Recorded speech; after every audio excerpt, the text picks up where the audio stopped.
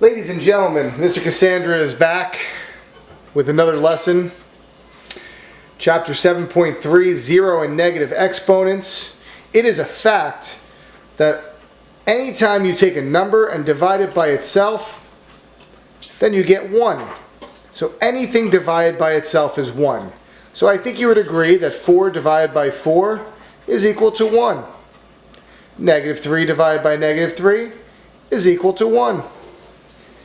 Anything divided by itself is equal to 1. So x divided by x is equal to 1.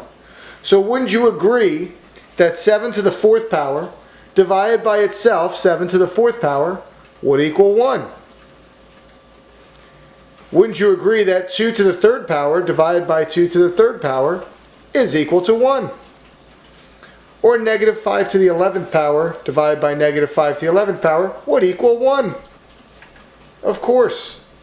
And according to the quotient rule from the last chapter, anytime you divide exponents that have the same base, you subtract the exponents. So 7 to the 4th power divided by 7 to the 4th power is equivalent to 7 to the 4 minus 4 power, or 7 to the 0 power. Whoa. Wait a minute, did you get that? 7 to the 4th power divided by 7 to the 4th power is equal to 1. It's also equal to 7 to the 0 power. That is really, really interesting. 2 to the 3rd power divided by 2 to the 3rd power is equal to 1. It's also equal to 2 to the 3rd power divided by 2 to the 3rd power is 2 to the 3 minus 3 power, or 2 to the 0. Negative 5 to the 11th divided by negative 5 to the 11th, according to last chapter's rule, subtract the exponents, you get negative 5 to the 0 power. So therefore, 7 to the 4th power divided by 7 to the 4th power, anything over itself is equal to 1, and when you subtract the exponents, if they're the same, you get 0. In other words, 7 to the 0 power is 1. 2 to the 0 power is 1. Negative 5 to the 0 power is 1. In fact, anything raised to the 0 power is equal to 1. Now, no matter how many times I teach this lesson, I will still have people tell me that something raised to the 0 power is, you guessed it, 0. Well, that would be wrong. And the reason why it's wrong is because of the quotient rule. It's also wrong because when you raise something to a power, you are not multiplying by 0. So now I'm going to do something on negative exponents, and that's going to actually even make this even more clear if that's possible. So what is the rule if I had negative exponents? We just did the rule that if you have an exponent of 0, that it equals 1 no matter what power, no matter what base is being raised to the 0 power. So I have a little chart here for the powers of 2. 2 to the 4th power is equal to 16. 2 to the 3rd power is equal to 8. 2 squared is equal to 4. 2 to the 1st is equal to 2. 2 to the 0 power is equal to 1. And if I continue this pattern, I'm counting down 4, 3, 2, 1, 0. The next thing on the number line would be negative 1. And then it would be negative 2. And then 2 to the negative 3. And 2 to the negative 4, and I can continue this all the way down, yes? Sure I could. Well, what is the pattern that's going on here? 16, 8, 4, 2, 1. It appears that every single one is being divided by 2, or half of the previous one. 16 divided by 2, or half of 16 is 8, half of 8 is 4, half of 4 is 2, half of 2 is 1. Another reason why 2 to the 0 power, or anything raised to the 0 power, is going to be 1. And now, what's half of 1? Well, half of 1 is 1/2. What's half of a half? Well, we know from back in the day when we first learned fractions, half of a half is a fourth. And what's half of a fourth? Well, half of a fourth, or half of a quarter, is an eighth. And then half of an eighth is a 16th. Well, looky what we have here.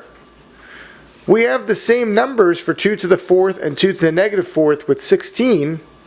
However, we have the reciprocal. So the rule is when you have a negative exponent, you take the reciprocal and it's raised to the positive power. Okay? So if I have 2 to the negative first power, that's equivalent to 1/2, or the reciprocal of 2. If I have 2 to the negative second power, that's the reciprocal of 2 squared, which would be 1/4.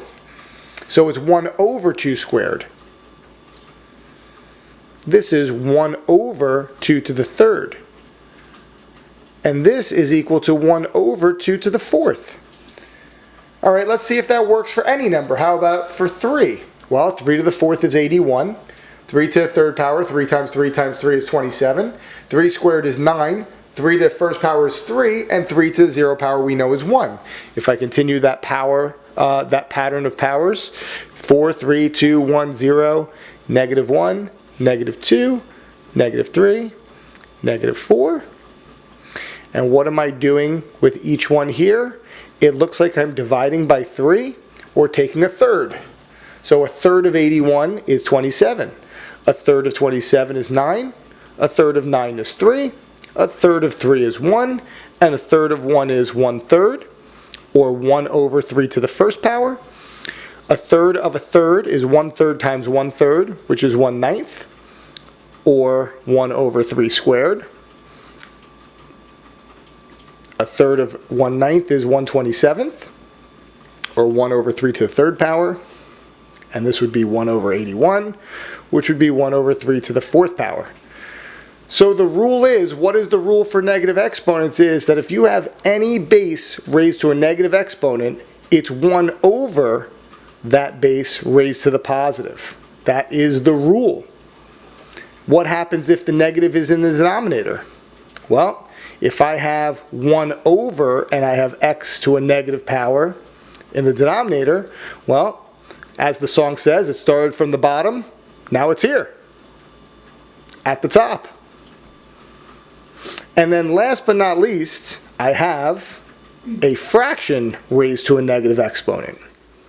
If you ever have a fraction raised to a negative exponent, that ends up being the reciprocal raised to the positive exponent. And those are the rules. So let's follow them and do some examples.